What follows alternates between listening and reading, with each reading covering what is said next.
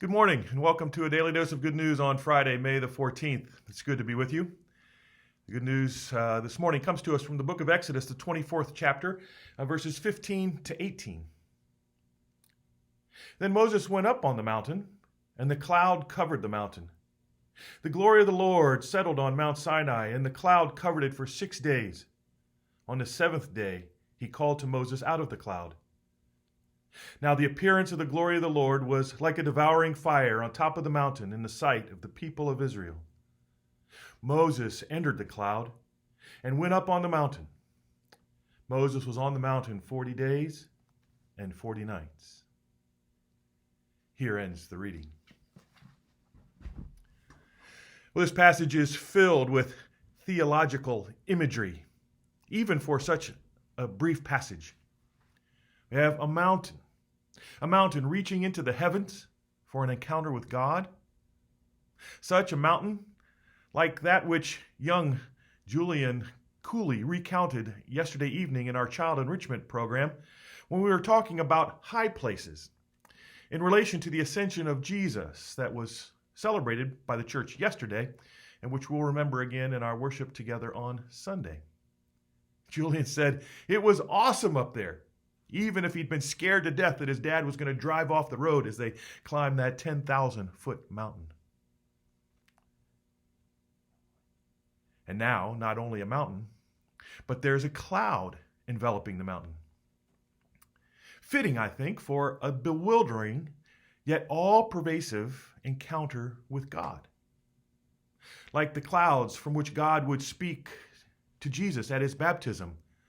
"You are my son, the beloved. With you I am well pleased. Listen to him," he tells the disciples. I mean, think about it. When you are stuck in a cloud or fog, which is cloud on the ground, you hardly know where you are, and you can't get away from it.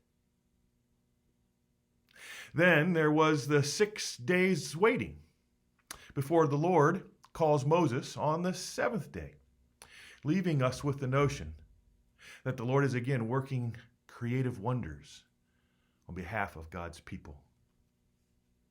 Then there's the devouring fire, the likes of which the Lord first spoke to Moses from a burning bush. Reminds us of that pillar of fire after the Exodus from Egypt that would lead the Hebrews through the wilderness at night. And even the chariot of fire that would lift Elijah into heaven at his life's end.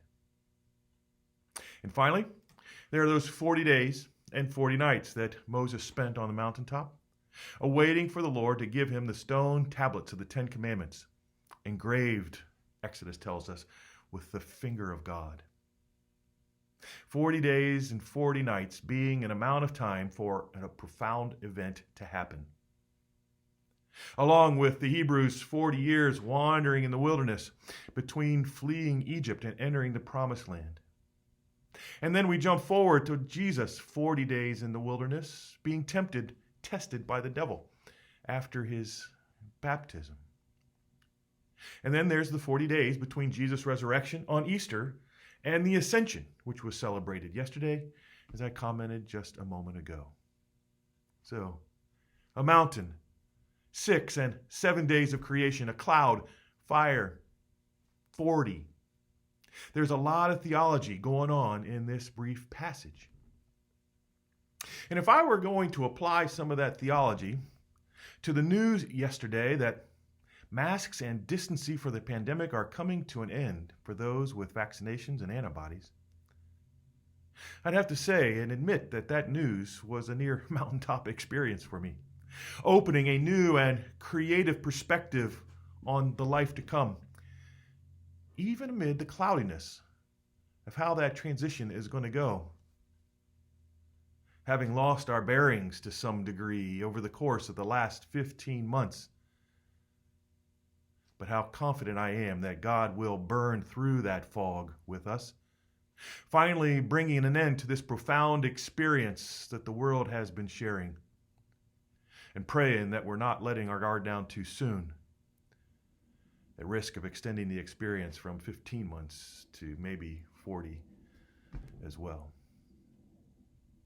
Whether in these or by any other ways, We give thanks to the Lord for being present even amid these muddled times, asking God to give us the courage and inspiration to live according to the commandments that were offered in those momentous days to Moses and the people of Israel, for the sake of the abundant life that they mean for us and all others who share them. Amen.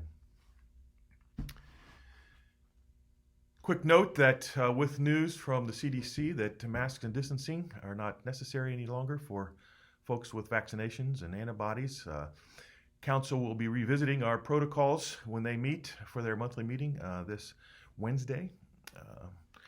And we'll look forward to updating the congregation with how we might proceed going forward. Again, wanting to live into the opportunities we have and taking care to help protect those who might still be vulnerable as well. Take care. Hope you have a great day. We'll talk to you again soon.